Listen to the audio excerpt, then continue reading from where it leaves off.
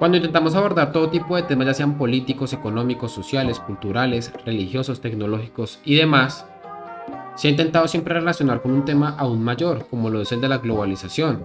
Al día de hoy, casi que todas las tesis académicas que se puedan gestar en ámbitos políticos, económicos, están relacionados con la globalización y sus efectos. Supuestamente nosotros, al estar sumergidos en un mundo y en una época histórica sumamente globalizada, pues obviamente sabemos cuáles son los efectos de esta práctica. Sin embargo, al día de hoy, cuando ustedes le preguntan a las personas de la calle si saben cuándo arrancó la primera globalización, probablemente no sepan. Estarán muy familiarizados con que usted pueda comprar cualquier mercancía en China desde su celular, pero no están familiarizados con que esto se pudo volver una realidad hace más o menos unos 500 años. Muy poco se sabe de esta historia y es por eso que he decidido hacer este video. La globalización y sus viejos debates. La globalización tiene sus amigos y sus enemigos. Resulta que obviamente entre sus amigos están los liberales más decimonónicos que han intentado pues relacionar la reducción de la pobreza, de la mortalidad infantil, la mortalidad en general, entre otros estragos y cosas que siempre han acosado al hombre durante la historia de la humanidad, se lo han adjudicado a la globalización. Se supone que la globalización ha sido muy buena para reducir todo este tipo de cosas, ¿no? Todo este tipo de estragos. Nos muestran datos que pueden ser corroborados y en donde se intenta pues adjudicar a la globalización, al intercambio de no solamente bienes y servicios, sino a la política en general, a la reducción de estas cosas que obviamente siempre nos han afectado. Desde otro bando, tenemos algunas personas que han sido también muy críticas con la globalización, en donde se supone algunos países, primer mundo, se dedican a colocar factorías a sacar usufructo de países tercer mundo y de esta forma se han enriquecido. De hecho, Karl Marx fue uno de los teóricos más importantes de esto. El Capital supuestamente se hace chorreando lodo y sangre, en donde las colonias fueron prácticamente que el lugar donde sacaban todo el dinero, toda la materia prima, todo el oro que fueron utilizados en Europa para enriquecerse, ¿no? Esta tesis fue muy bien elaborada y ha sido muy bien desarrollada, digamos, por un pensador como Joseph Stiglitz y otros más. Sin embargo, también hay otros críticos del globalismo que intentan pues no solamente quedarse en el ámbito económico, que obviamente le hacen una crítica, como lo es por ejemplo que la industria nacional se ve afectada con que vengan industrias del extranjero y se asienten en su propio territorio y desde allí pues afectan al agricultor, a la persona que está trabajando con sus manos la tierra, bueno, etcétera, etcétera, etcétera. También se ha dado y se ha desarrollado muy bien en los últimos años una idea no contra la globalización, sino contra el globalismo, que vendría a ser como la puesta en acción de una política no solo nacional, porque evidentemente no lo es, sino una política internacional. Esta exposición no va de esto, pero vale la pena mencionarlo. ¿Quién pudo hacer realidad en principio la globalización? Pues bueno, resulta que si ustedes entran a estudiar quiénes fueron los que no solamente teorizaron y llevaron adelante la idea de que el mundo era redondo, era esférico y que podíamos estar interconectados, sino que aparte de eso lo pudieron corroborar y lo hicieron una realidad. Estamos hablando no del Imperio Romano, no del Imperio Bizantino, no estamos hablando del Imperio Inglés para nada, ni estamos hablando de Estados Unidos, ni estamos hablando del Imperio Ruso, ni nada por el estilo. Estamos hablando de uno de los imperios que cambió la historia de la humanidad, que prácticamente durante 200 años marcó un antes y un después, y que al día de hoy es imposible que América pueda concebirse sin la intervención de España. Estamos hablando del Imperio Español. Estamos hablando de un imperio que hace 500 años llegó a América y estamos hablando de un imperio que durante 200, casi 300 años lo único que hizo fue romper y hacer historia. Romper hitos, hacer hitos y hacer historia. La importancia de la idea del globo, desde los griegos hasta España. Desde los griegos se pueden, digamos, rastrear desde Eratóstenes, Anaximandro y demás, que se daba por sentado de que obviamente la Tierra era esférica. De hecho, se llegó a teorizar la distancia que tenía la Tierra en total y ya se da por sentado eso. Más adelante obviamente tenemos a Ptolomeo y digamos a otros cosmólogos que tenían, que tuvo España y que también daban por sentado la esfericidad de la Tierra. Eso es falso, de que en el mal llamado medioevo la gente creía que el mar era plano y que en algún momento íbamos a llegar al borde de la Tierra y nos íbamos a ir abajo. Esto es falso y de hecho cuando nosotros hablamos de la globalización y de cómo nace la globalización, nos damos cuenta de que esto es una pendejada, y perdónenme la expresión, pero esto es una pendejada, esto no se sostiene. Vamos a verlo. El globo es finito. Aquí en palabras de Gustavo Bueno. Entonces, la esfera, por tanto, tiene que ser finita, tiene que tener un radio finito. ¿Por qué? Porque si tuviera un radio infinito dejaría de ser esfera. Como es bien sabido, el centro estaría en todas partes y la circunferencia en ninguna. La esfera tiene que ser finita. A la esfera, al ser finita, pues obviamente nos tenemos que topar con la idea de que se pueden llegar, en teoría, a cualquier lado, yendo en cualquier dirección. Y esto prácticamente que rompe con todo. Y esto se sabía, pero una cosa era saberlo y otra cosa era hacerlo. ¿Sí? Otra cosa era tener los pantalones en su momento y obviamente la tecnología para hacerlo una realidad. Resulta de que obviamente si nos ubicamos en el siglo XV, en el siglo XVI, las potencias marítimas de Occidente, por llamarlo de alguna forma, eran dos: España y Portugal. En especial Portugal. Portugal tenía la mayor hegemonía marítima del momento. De hecho, se habían hecho tratados entre las dos coronas y nosotros obviamente estamos hablando de Portugal y estamos hablando de España, pero en su momento no podíamos hablar de ni de España, no sé si de Portugal, pero creo que de Portugal tampoco, sino que podíamos hablar de la corona de Juan II y podíamos hablar de la corona de Castilla y Aragón. Y por lo tanto, al hablar de estas coronas, hablamos de personas que estaban ideando la forma de poder hacer realidad su visión política. En este momento hubo un tratado entre ambas potencias que se conoció como el Tratado de Tordesillas, en donde enfrentados contra el Islam, que venía en auge, pues obviamente no se podía disponer del mar Mediterráneo ni se podía disponer de los mares a diestra y siniestra, sino que obviamente se tenía muy bien delimitado, cartografiado, cuáles eran los lugares seguros por donde transitar y cuáles no, por donde se podía ir legalmente y por donde no. Pero resulta que obviamente en este tratado de Tordesillas a Portugal se le da prácticamente que la soberanía y la potestad sobre casi que todo el mar de Atlántico, y ellos son los que podían navegar de forma legítima, por llamarlo de alguna forma, en sentido de norte a sur y en sentido oriente. Quienes podían hacerlo y quienes tenían mayor hegemonía en la navegación en sentido occidental era España. Y España, pues en este momento se estaba concentrando más en la hegemonía terrestre.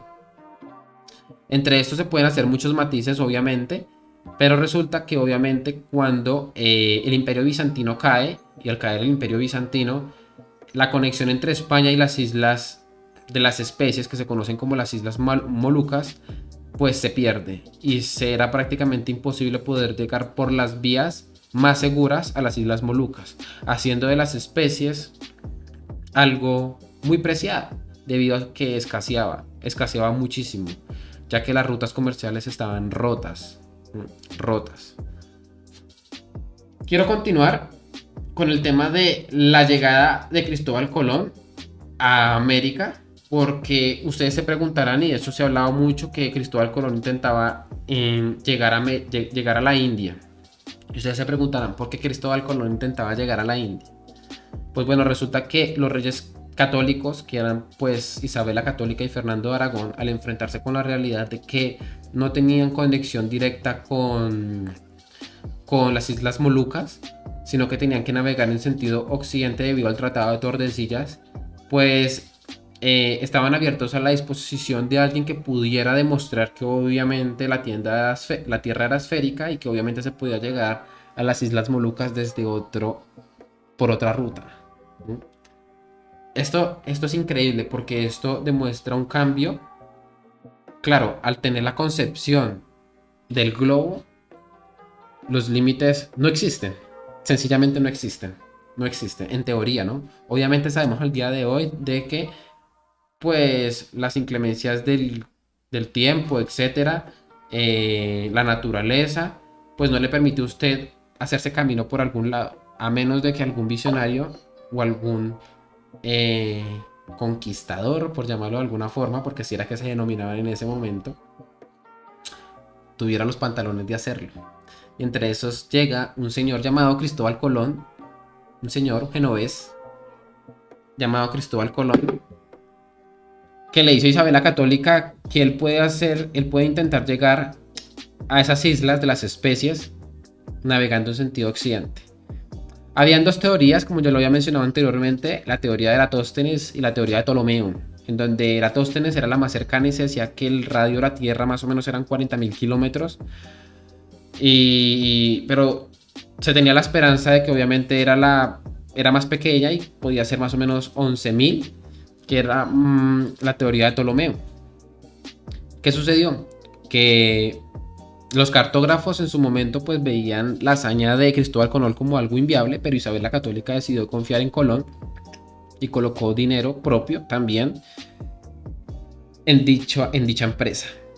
Cristóbal Colón parte y unos años después, navegando en sentido occidente, terminan llegando a lo que en su momento se conoció como la Española, pero que al día de hoy conocemos como Haití y República Dominicana. Resulta que él al llegar allí, él no sabía si había llegado obviamente a las Islas de las Especies, sino que pues él necesitaba llegar, su objetivo inicial era llegar a las Islas de las Especies, y si podía llegar a las Islas de las Especies podía atacar a los turcos por la espalda. Tenemos que tener en cuenta de que el Imperio Bizantino había caído y que al caer el Imperio Bizantino, Constantinopla era turca y por lo tanto el avance del Islam era inminente. De hecho, fue ese mismo año, en 1492, cuando Cristóbal Colón arriba a América, y ese mismo año Isabel la Católica reconquista Granada del reino turco. Muy bien, esto hay que tenerlo muy presente, porque el auge turco, es decir, España se hace, España se desarrolla y España llega a ser España frente a varios enemigos, frente a los turcos, más adelante frente al protestantismo, y obviamente por intentar hacer realidad su cosmovisión política. Ahora bien, Cristóbal Colón decide y llega evidentemente a América, y allí en América pues intenta buscar la forma de regresar, y resulta que lo hace, y lo hace por una sola razón. Lo hace porque sabía que el mundo era esférico y sabía que podía regresar, y sabía muy bien que había llegado a algún lado, y él sabía que tenía que buscar un mar, porque las tierras que estaban allí y con las personas, los indígenas que le estaba hablando, no le daban razón de las islas de las especies, no le daban razón. Por lo tanto, él decía, no hemos llegado, necesito pasar al otro lado, necesito con el barco pasar al otro lado, al mar que estaba al otro lado, porque él supone que esa tierra no era y tenía que seguir. Y él por todos lados intentó llegar al mar Pacífico, que en su momento obviamente no se llamaba el Océano Pacífico, pero lo intenta pasar allí para completar con el objetivo de su empresa, que era obviamente llegar a las Islas de las Especies y, a ser posible, poder marcar una ruta que le permitiera a la cristiandad coger a los turcos por la espalda. Muy bien, muy bien. El descubrimiento de América no era el objetivo, como lo dije muy bien y lo mencioné. El objetivo de Cristóbal Colón era otro, pero fue quien tuvo los pantalones para navegar en sentido occidente, teniendo muy presente la idea del globo, y que Cristóbal Colón era probablemente y es probablemente uno de los mayores cosmógrafos de la historia, uno de los cosmógrafos que en su momento marcó un antes y un después en el terreno y en el ámbito marítimo. Varios de sus discípulos y personas que estuvieron en las primeras embarcaciones de Cristóbal Colón encontrarían más adelante los vientos alisios, lo identificarían, o la corriente del Golfo, entre otros descubrimientos más. Obviamente todo esto sumado converge en la primera globalización, porque es que no es simplemente poder llegar a tierras nuevas, no es simplemente poder darle la vuelta al mundo, sino es sistematizarlo, sino es con un globo en la mano poder cartografiarlo y poder sistematizarlo, poder ir y regresar lo más rápido posible. Muy bien. La vuelta al mundo de Magallanes y Elcano. Claro, estaba inconcluso. El objetivo de Cristóbal Colón no había sido un éxito. Habían encontrado otras cosas que obviamente le sirvió a la corona de Castilla y Aragón, a Isabel la Católica y a su esposo Fernando el Católico. Y por lo tanto necesitaban, o bueno, ese objetivo había quedado inconcluso, y por lo tanto llega un portugués que en ese momento era Fernando de Magallanes, y Juan Sebastián Elcano, que obviamente no es protagonista casi que en toda la mayor cantidad de libros y literatura que se han escrito con respecto a esta expedición. Dejan de protagonista a Fernando de Magallanes porque obviamente era portugués, pero no hablan de Juan Sebastián Elcano. Si ustedes quieren profundizar sobre esta expedición, les recomiendo el libro de un personaje que también estuvo en dicha expedición, que tenía un nombre, un seudónimo llamado Antonio de Pigafetta. Lo pueden buscar, él escribió La Vuelta al Mundo de Fernando de Magallanes, bueno, donde Juan Sebastián Elcano no es mencionado, pero bueno, desde allí relata de que obviamente Fernando de Magallanes se dirige a donde estaba Carlos I de España, V de Alemania, o sea, nieto de los reyes católicos, y desde allí, desde un primer momento, pues le comenta cuál era su objetivo, ¿no? Su objetivo era llegar a las Islas Molucas. Su objetivo era poder llegar a las Islas Molucas navegando en sentido occidente. A pesar de que obviamente estamos hablando del emperador, del nieto de los reyes católicos, no tenía suficiente potestad para dirigirse en sentido oriente, porque obviamente lo precedía y lo tenían atado de manos el Tratado de Tordesillas. Lo pueden buscar con ese nombre. Resulta que en este aspecto Carlos I decide colocar dinero en esta expedición de Fernando de Magallanes. Y al colocar dinero, estaba muy joven, Carlos I estaba muy joven, coloca bajo su... Bueno, lo coloca el de capitán a Fernando de Magallanes, y su tripulación es genuinamente castellana. Y resulta que todos estaban muy desconfiados con Fernando de Magallanes, porque Fernando de Magallanes era un portugués, y Portugal era pues los enemigos marítimos. Y resulta que al ser los enemigos marítimos, pues estaba en constante subordinación durante toda la travesía. Ustedes se preguntarán, ¿cuál fue la ruta? ¿Cuál fue la ruta que trazó Fernando de Magallanes y Juan Sebastián Elcano? Pues bueno, ellos partieron desde las costas de España, y terminarían arribando a las costas de América, y desde América empezarían pues a navegar, ¿no?, por todas las costas de América del Sur, y desde allí, desde América del Sur, estaban buscando cualquier tierra, cualquier pedazo de mar que los llevara hasta el otro mar, y de esta forma seguir con el camino trazado, porque si ellos seguían navegando en ese sentido, al tener en cuenta el globo, iban a llegar a las Islas Molucas. O sea, al ir por este lado, iban a salir por el otro lado. Y es por eso que hablamos de la primera globalización. Es muy interesante conocer los detalles de esta travesía, porque la verdad no fue nada fácil. Al día de hoy tenemos GPS, al día de hoy tenemos calefacción, motores. Al día de hoy tenemos todas las comodidades para viajar en un barco, pero en ese momento habían naos, habían galeones y poco más.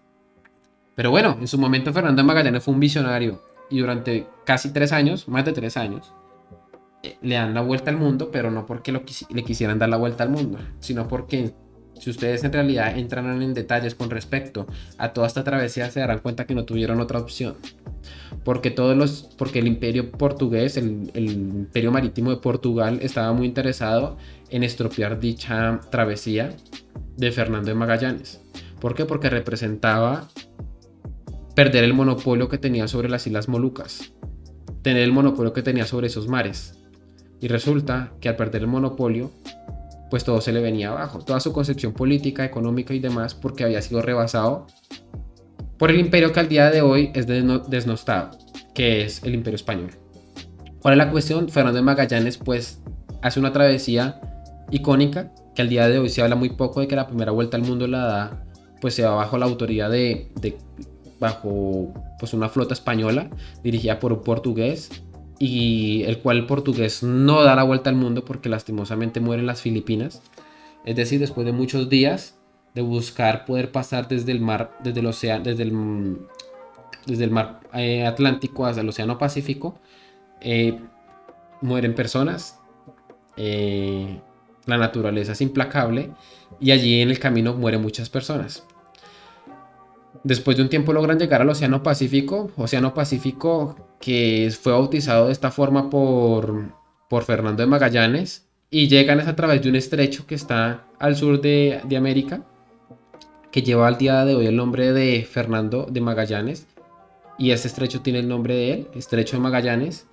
Y desde allí, pues, toda la tripulación castellana decide lanzarse al Océano Pacífico con miras a que si estábamos en una esfera, probablemente íbamos a llegar a algún lado de las Islas Molucas. Pues sí, efectivamente terminan llegando a Filipinas, y allí en Filipinas muere Fernando de Magallanes, pero Fernando de Magallanes había prácticamente que sido el artífice de esta navegación. Lo que ellos tenían como objetivo era llegar a las Islas Molucas y devolverse por la misma ruta hasta España, o sea, regresarse, pero resulta que por la cantidad de cosas que habían pasado, a esa tripulación, a esa empresa se habían adscrito más o menos unos 250 hombres, se me pierde el nombre. Lo que sí tengo claro es que en ese momento el que asume la capitanía de esta empresa es Juan Sebastián Elcano, un castellano, que es quien efectivamente sí le da la vuelta al mundo. No se podían regresar porque no tenían prácticamente qué víveres, y sabían obviamente que estas ya eran tierras conocidas. Ellos, por el conocimiento que tenían de Marco Polo y demás, sabían obviamente que estaban en tierras conocidas, estaban en Filipinas, y pudieron llegar obviamente a las Islas Molucas sin Fernando de Magallanes.